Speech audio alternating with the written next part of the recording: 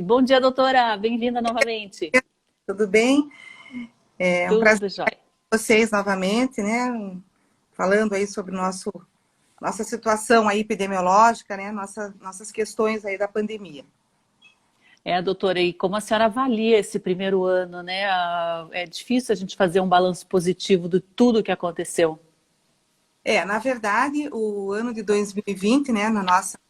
Tô falando mais a nível do complexo, né? Do Pequeno Príncipe, esse ano de 2021 já foi muito mais difícil, vamos dizer assim, do que o ano de 2020. 2020 a gente estávamos com mais temor, com mais medo e os casos praticamente não foram muito elevados, né, a não ser no final do ano, por volta do mês de novembro.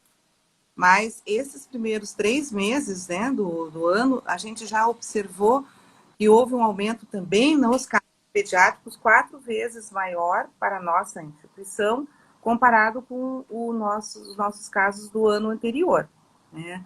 Então, assim, apesar de nós já estarmos, vamos dizer assim, numa fase mais segura, mais experiente no manejo, nas rotinas, nos protocolos, né, hospitalares e tudo mais, realmente esse ano, o início desse ano houve um aumento muito expressivo no número dos casos.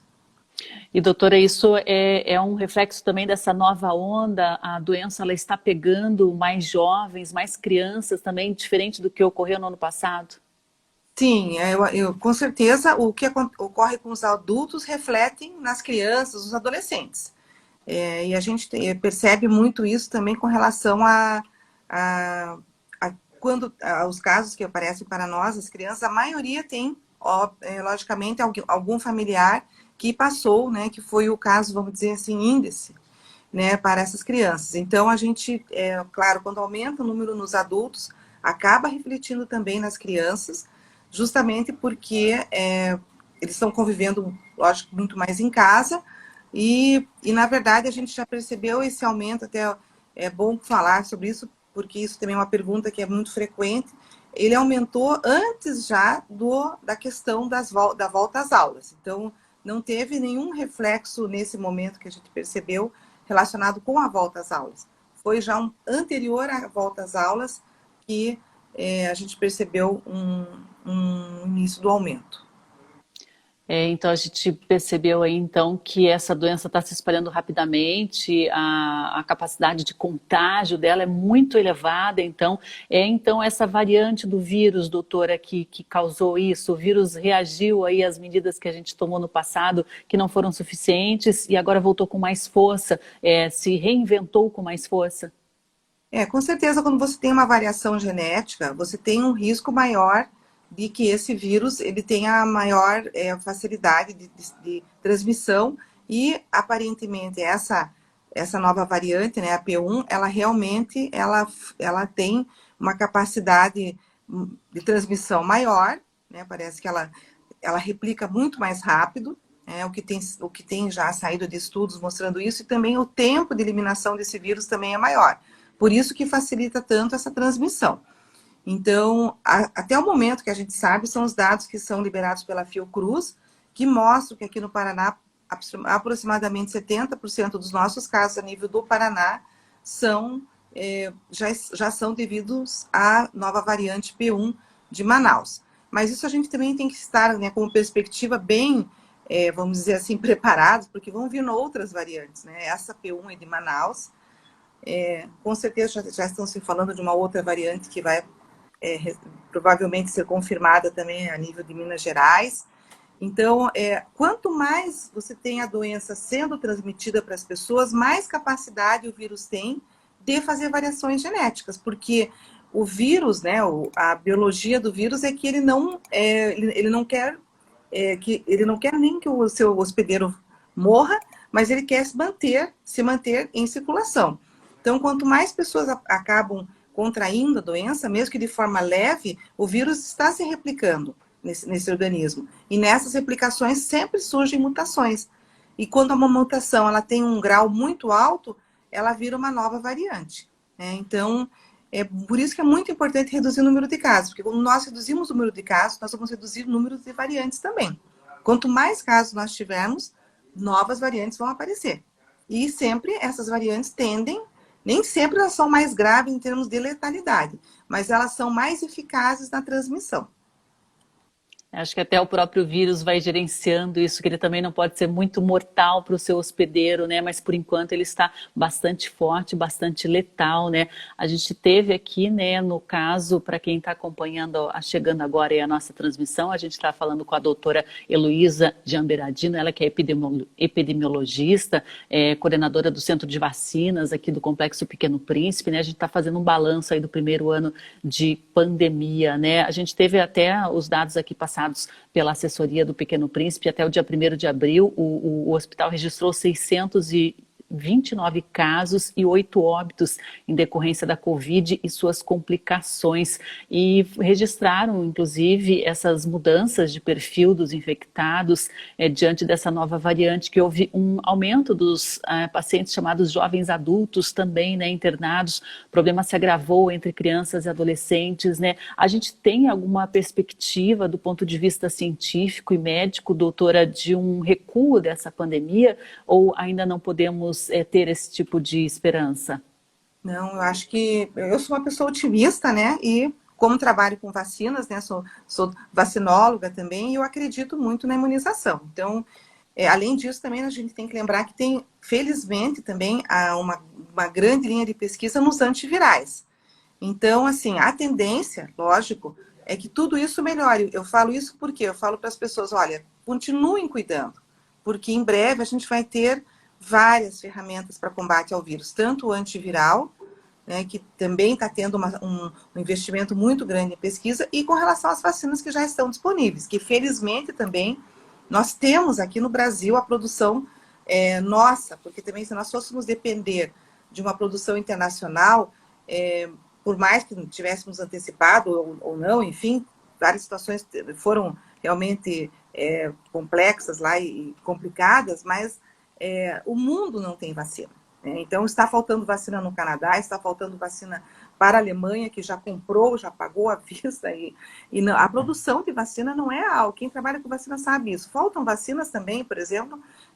Isso é muito, muito comum no dia a dia de quem trabalha com vacina, entrar em falta algumas vacinas por questões de produção, porque é um imunobiológico. Então, tem toda essa questão de perda de lote por alguma situação de controle. Então, é um produto muito mais lábil, muito mais, vamos dizer assim, difícil de você conseguir fazer em grande escala de forma rápida. Mas nós conseguimos, eu acho que faltam insumos que estão vindo, e isso também nos prejudica quando nós conseguimos produzir. Mas já tem se observado, ainda não tem dados bem concretos, São Paulo, principalmente, que está fazendo essa análise, nós também aqui no Paraná, a Secretaria de Saúde também está iniciando essa análise, que já reduziu o número de casos em idosos, acima de 80 anos. Ainda não se sabe exatamente a total a estimativa, e a gente pode ver por outros países que estão nesse caminho de vacina, como, por exemplo, Israel, que é um país pequeno, claro, ele conseguiu vacinar de uma forma completa a sua população, porque o país, o quantitativo de doses deles eram 9 milhões de doses, então isso vamos dizer assim, factível, né, de conseguir essas doses e fazer. Eles já estão observando 70% de redução na mortalidade. Ou seja, eles ainda não fizeram segunda dose, acho que devem estar agora completando para todas as pessoas, mas eles já estão agora, num segundo momento, pensando na vacinação dos adolescentes e crianças. Então, claro que os estudos também estão acontecendo nessas faixas etárias, ainda não tem nenhuma vacina ainda liberada para uso nessa faixa etária, mas terá também. Então, eu penso que no Brasil, que é um país, vamos dizer assim, campeão de imunização mundial, né? O Brasil, ele é considerado um dos melhores países em termos de adesão vacinal. Nós estamos conseguindo agora vacinar 1 milhão de pessoas por dia. Nós temos capacidade até para 2 milhões de pessoas por dia. Ou até num esforço, como os americanos fizeram, quem sabe, se a gente tivesse quantitativo, 3 milhões de pessoas por dia. Mas o problema é que nós não temos o insumo, né, da vacina, mas a adesão nós temos. Então, eu acho que isso, se a gente conseguir vacinar grande parte da população, eu imagino que até o segundo semestre, eu acredito que 2022 a gente vai ter um ano muito diferente, muito melhor. E doutora, a gente está vendo aí a vacinação dos idosos, né? A senhora trabalha especialmente com crianças, imunização dos pequenos. Tem alguma perspectiva aí da vacinação das crianças? E essa vacinação dos idosos vai refletir de alguma forma no contágio desses jovens que estão mais suscetíveis agora à variante do vírus? Sim, claro que quanto mais pessoas você tem dentro né, de uma sociedade, mais pessoas com anticorpos, você vai começando a criar barreiras de transmissão, da cadeia de transmissão, não interrompe. Se alguém tem contato com uma pessoa vacinada, o vírus não vai conseguir produzir a doença naquela pessoa. E aí você já já reduz uma cadeia de transmissão. Como a gente sabe que esse vírus ele tem uma possibilidade muito grande de transmissão, então, quanto mais pessoas a gente tem nessa cadeia de barreira de transmissão, melhor. E para as crianças, a gente tem perspectiva, sim, porque os estudos já iniciaram, inclusive aqui no Brasil, né, com relação ao uso em pediatria da própria vacina do Butantan, né, já tem centros iniciando estudos. Nós sabemos que a Pfizer também, que é um grande produtor, já está iniciando estudos também nos Estados Unidos, principalmente nos Estados Unidos, talvez alguns outros países também que estão junto nas pesquisas de adulto vão continuar fazendo a pesquisa com crianças e adolescentes, e os estudos estão bem abrangentes, eles vão inclusive, vamos dizer assim, ter crianças a partir de 2 meses até adolescentes com 17 anos e 11 meses, vamos dizer assim. Então, porque os estudos, a maioria dos estudos foram até 18 anos e alguns também incluíram de 12 a 18 anos. Então, eu acho que primeiro, logicamente, venha talvez para os adolescentes e daí vamos dizer assim, as faixas etárias vão sendo acrescidas aí de forma progressiva. Então, eu acho que a gente tem boas notícias pela frente, com certeza. Nós vamos ter vacinas, com certeza, porque se nós não vacinarmos as crianças e os adolescentes e vacinarmos todas as pessoas acima de 18 anos, nós não vamos ter controle da pandemia, enquanto nós não vacinarmos as crianças e os adolescentes. Então, assim, a gente vai ter redução de casos, mas há realmente, vamos dizer assim, a eliminação, né, que a gente sonha, né, ter da pandemia, é somente quando a gente conseguir ter a vacinação das crianças e dos adolescentes.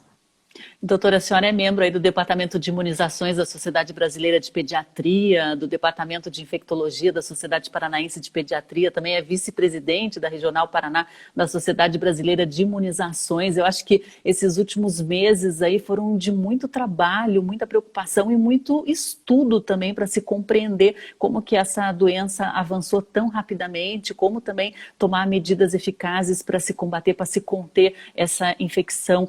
Como que está o trabalho aí do pessoal, dos pesquisadores, médicos, doutores que estão atuando nessa área de imunizações, porque é um trabalho bastante complexo, que normalmente exige pesquisa de longo prazo também, e agora vocês estão aí com o prazo praticamente zerado. Na verdade, todos estão muito dedicados, né? Eu acho que isso é um esforço, assim, mundial, né? De todos os pesquisadores, as informações são muito, vamos dizer assim, são várias informações, o volume é grande e também são novas informações, né, que a gente tem. Mas todos os grupos que a gente conhece, que a gente também recebe informações, eles estão muito otimistas, né, e têm visto assim com muita, vamos dizer assim, esperança mesmo que tudo venha a ter também uma boa resposta. Por que a gente já tem? Porque a gente já tem alguns dados que ainda nem foram publicados, mas já estão sendo analisados para publicações, que mostram, por exemplo, Israel, que fez essa campanha, que conseguiu já mostrando uma melhora muito significativa na questão do controle dos casos. Lá também eles fizeram um trabalho de vacinar crianças de 12 a 18 anos, até, vamos dizer assim, de uma maneira off-label, que a gente chama, né, mesmo que não estava ainda totalmente recomendado, mas a plausibilidade de que realmente não teria problema era muito grande, e no momento de pandemia, o uso emergencial, ele é algo muito, vamos dizer assim, bem aceito, né? E não é algo, vamos dizer assim, de forma negligente, é uma forma bem, lógico, bem aberta e bem transparente. Então, eles já vacinaram as crianças lá, por exemplo, de 12 a 18 anos, com comorbidades. Então, crianças com diabetes, crianças cardiopatas, crianças asmáticas. Então, eles já fizeram. Então, a gente logo teremos esses dados também já publicados. Então, tudo isso já vai se somando, né, a outros estudos que também vão no futuro sair. Então, a gente tem muita novidade, eu acho que para o segundo semestre desse ano, de boas notícias, né? Nós estamos sedentos de boas notícias, nós precisamos, né, dessas boas notícias. Eu acho que a gente tem estudos aqui na nossa Universidade Federal, ocorrendo agora em paralelo também, também com a vacina Coronavac, que foi um grande centro, que, aliás, foi o maior centro de recrutamento da vacina Coronavac no Brasil, das universidades, foi a nossa Universidade Federal aqui do Paraná, um estudo coordenado pela professora doutora Sônia Raboni, e nós estamos, o estudo também está em andamento, esses estudos de vacina duram pelo menos 5 anos, né? Então nós vamos ter muitas informações, eu acho, muito boas. Também tem estudos aqui na Universidade Federal, também coordenados pela doutora Mônica Précoma, com relação a antivirais, né? E que também já tem mostrado nos resultados preliminares uma excelente redução de carga viral. Então, a gente está assim, com várias perspectivas, né, de muitas coisas boas em termos de controle desse vírus. Então, eu acho que o esforço que a gente está fazendo agora não vai ser em vão. As pessoas têm que ainda aceitar mais um tempo de distanciamento social, enfim, de várias ainda, não voltar à vida normal ainda, porque nós vamos voltar. Só que nós temos que voltar de forma segura e que nós tenhamos as duas opções, a prevenção e o tratamento. Claro que eu penso, e claro, acho que a maioria das pessoas pensa que a prevenção é melhor do que a cura. Mas uma vez doente, a gente ter a disponibilidade de um medicamento já nossa, é tudo que a gente quer também, né? De um E antiviral. doutora, eu gostaria justamente que a senhora explicasse melhor o funcionamento desse antiviral, né? Porque não é aquele tratamento precoce, né? É um tratamento quando a doença já está instalada no organismo. Como que funciona? Como que é a eficiência dele? Então, ele vai fazer, né? Tem várias formas de atuação, né? Esse vírus, ele pode fazer uma destruição da própria partícula viral, né? Ou também simplesmente atingir justamente aquela proteína S, que é a proteína de entrada, né, do vírus no organismo humano, na célula humana. Ele vai basicamente funcionar muito similarmente ao que a gente fez de uso com o oseltamivir para o influenza H1N1. Então, na época que nós tivemos a grande pandemia do H1N1 em 2009, nós tínhamos em mão já, a gente não tinha ainda a vacina, né? A vacina veio no ano seguinte, então nós tivemos aquele número também muito expressivo de casos e de óbitos, mas nós tínhamos o antiviral. Então, claro que a maioria dos antivirais também atua justamente na redução da replicação também do vírus. Por exemplo, o oseltamivir ou Tamiflu, conhecido também, né, o nome comercial, ele vai reduzir a replicação desse vírus, ou seja, reduz a carga viral, a doença fica mais branda. Porque quanto mais o vírus fica replicando no seu organismo, mais risco você tem de doença maior, mais grave, e de haver uma disseminação muito maior do vírus no seu organismo. Então, os antivirais que estão sendo... Eu não participo desses estudos, então eu não tenho detalhes, eu só sei o que é divulgado de forma geral para a comunidade científica. Ainda não saíram os resultados oficiais, só dados preliminares, mostrando já que tem sim, tem vários estudos com antiviral. Se a gente entrar na plataforma Brasil, né, que é a CONEP, né, onde tem todos os estudos que estão em andamento no Brasil, no país, com relação ao coronavírus, nós vamos ver ali a quantidade de estudos. Então, o Brasil é um país muito bem considerado do ponto de vista científico, tem pesquisadores de nível internacional, então nós temos que ter mais investimento para esses pesquisadores conseguirem fazer suas pesquisas, porque a gente viu o quanto foi importante, né, esse investimento a nível mundial para que nós tivéssemos uma vacina em 7 meses de pandemia. Então, Até o essa é... Kleber está perguntando aqui, doutora, se a eficiência das vacinas aplicadas agora, se elas atendem às novas variantes que já surgiram, que ainda vão surgir. Sim, na verdade, as que ainda vão surgir, a gente não sabe como que será, né, essas vacinas, mas até praticamente ontem saiu já uma nota técnica da Fiocruz com vários grupos de pesquisa, mostrando que para a variante P1, né, a vacina Coronavac, por exemplo, já mostrou-se com uma boa eficácia, similar à que ela tem para a cepa original do coronavírus. Então, a gente tem a eficácia similar para essa cepa do P1 com relação à vacina do Coronavac, que já saiu aqui para nós, que é importante para nós, porque é a vacina que está sendo produzida também aqui no nosso país. Então, eu acho que sim, as variantes podem atrapalhar, reduzir um pouco a proteção, mas é aquilo que sempre foi falado com relação às vacinas. As vacinas, elas são principalmente para evitar óbito e doença grave, ou seja, hospitalização. Então, óbito e hospitalização. Ter uma doença leve, um resfriado comum, por um vírus novo, não me preocupa. O que me preocupa é hospitalização e necessidade de UTI. Então, assim, a vacina vai atender a esse objetivo. Se tiver pessoas que tenham resultado positivo com doença leve, que só precisam fazer o cuidado de uma gripe forte, como uma gripe comum, claro que não é bom, não vou dizer que seja bom, mas isso é, vamos dizer assim, aceitável, razoável, frente a uma doença que está levando, recentemente aqui no Brasil, quase 4 mil óbitos ao dia. Então, assim, a gente quer evitar realmente o óbito e casos graves com a vacina. Claro que no futuro virão muitas vacinas de coronavírus, isso também, porque os estudos, se entrar na página da Organização Mundial de Saúde ali, nós vamos ver quantos estudos nós temos em andamento ainda, que vão vir, então nós vamos ter muitas vacinas. Eu acho que essa grande crise sanitária sem precedentes, nós vamos conseguir sim superar. Mas nós temos que ter, como eu falei, seguir o passo a passo dos cuidados.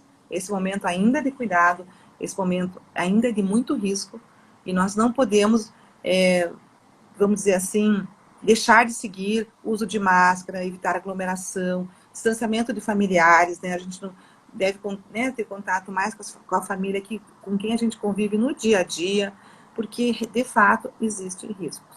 Existe e o vírus ainda está circulando com grande força ainda na comunidade.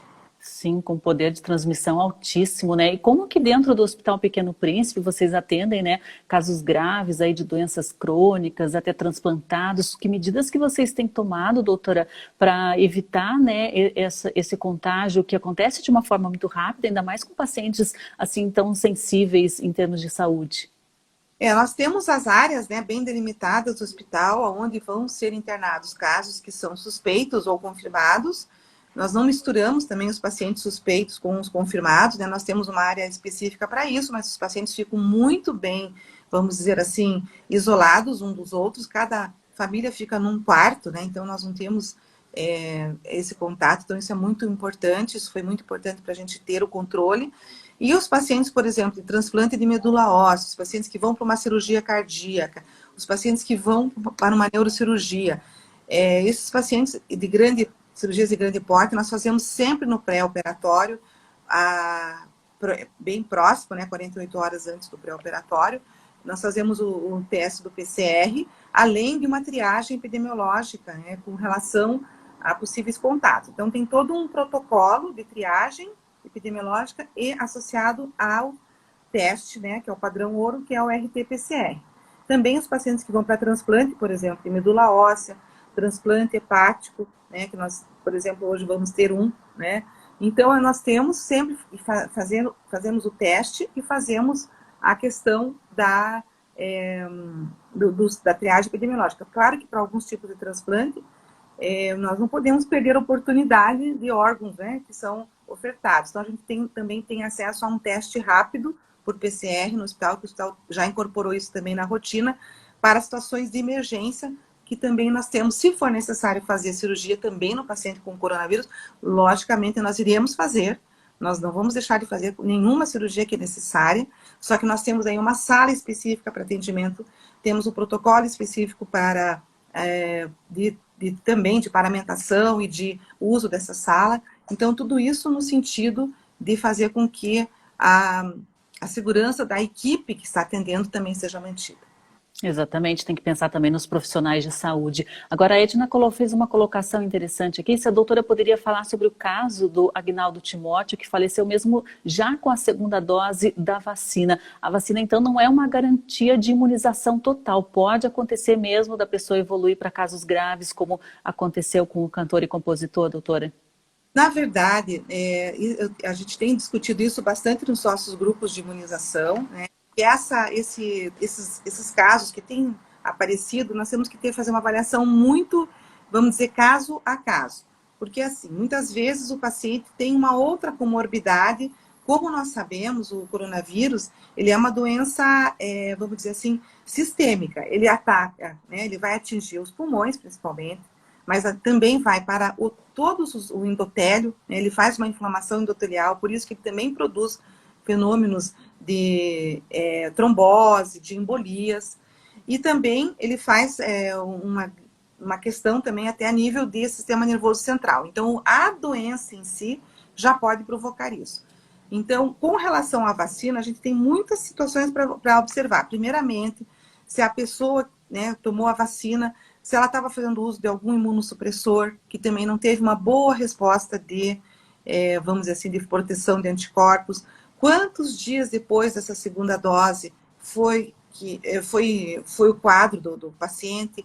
Porque, às vezes, a pessoa recebe a segunda dose, dali uma semana fica doente, nós sabemos que a produção de anticorpos, ela demora em torno de 14, 15, 20 dias.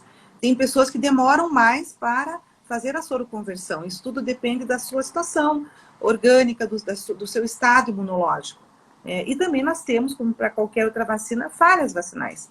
Pessoas que precisam tomar, às vezes, 3, 4 doses da vacina para daí fazer a formação de anticorpos. Nós temos isso, por exemplo, com a vacina da hepatite B. Tem pessoas que recebem um esquema de 3 doses e você vai dosar depois de 30 dias, 60 dias, os anticorpos e ela não soroconverte. Então, você faz mais uma dose booster. Então, nós temos isso para todas as vacinas, uma possibilidade de falha vacinal, que também pode acontecer.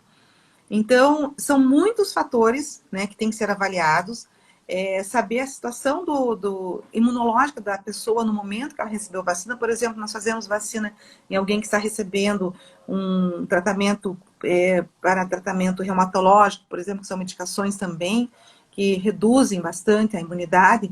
Você não vai ter a mesma proteção do que para alguém que não está tomando essa medicação. Então, tem muitos fatores que têm que ser considerados. E tem a questão também de que, às vezes, a pessoa não está usando nenhum tipo de medicamento, mas ela tem uma falha vacinal. O organismo dela também, vamos dizer assim, como para a vacina do coronavírus, também para qualquer outra vacina, também não teria uma boa resposta.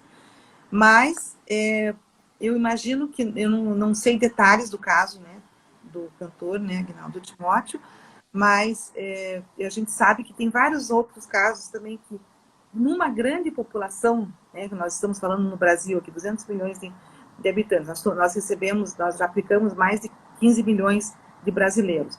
Nesse grande universo, nós já temos pessoas que vão ter alguma falha vacinal, né, porque isso é esperado como qualquer outra vacina. Mas, de forma alguma, isso retira o risco-benefício, a vantagem, a proteção que a vacina nos está proporcionando. Isso Então, é muito importante, até porque não é 100%, né, a eficiência da vacina, e há também, às vezes, pode ocorrer algum problema no transporte, no armazenamento, né, exatamente como a senhora falou, precisa ser analisado caso a caso, mas a vacina funciona sim, é a melhor forma que temos no momento, né, para combater, para reduzir esses índices de mortes. Doutora Heloísa, gostaria muito de agradecer, se a senhora quiser dar um último recado aí, né, a respeito dos cuidados que as pessoas devem manter e tomar, né, fique à vontade. Parabéns também pelo trabalho do Hospital Pequeno Príncipe, né, que tem conseguido, na medida do possível, controlar, conter e manter ainda as atividades, né, de alta complexidade, operações, cirurgias, tratamentos, né, transplantes, inclusive. É muito bom a gente saber que o hospital conseguiu manter as atividades, mesmo nessa situação tão complicada, né, que devido até a gente observa a fragilidade desses pacientes com quem vocês atuam.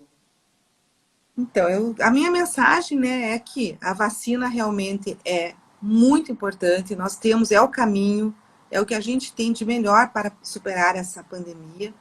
mas que até que a vacina chegue de forma universal para todos, né, que é o desejo de todos, nós temos que manter os cuidados. Nós sabemos que é cansativo, que as pessoas já estão cansadas, mas nós não podemos deixar de fazer esses cuidados, higiene das mãos, colocar isso já como uma rotina e o uso da máscara. E evitar aglomeração, manter os ambientes. Agora nós estamos entrando no inverno, então nós temos que reforçar mais os cuidados, porque as pessoas acabam ficando em ambientes mais fechados, né, e sem muita ventilação. Então é bem importante esse cuidado agora seja até mais redobrado, porque nós estamos no outono, já começando a mudar as nossas temperaturas, e que a gente consiga, né, com certeza, eu acho que a gente vai conseguir, temos todos os horizontes nos mostram isso, e científicos, né, então a gente confia na ciência, e que todos se cuidando nós vamos conseguir superar, né? Isso vai passar, mas temos que fazer a nossa parte, né? E fazer esse trabalho de cuidado muito bem feito.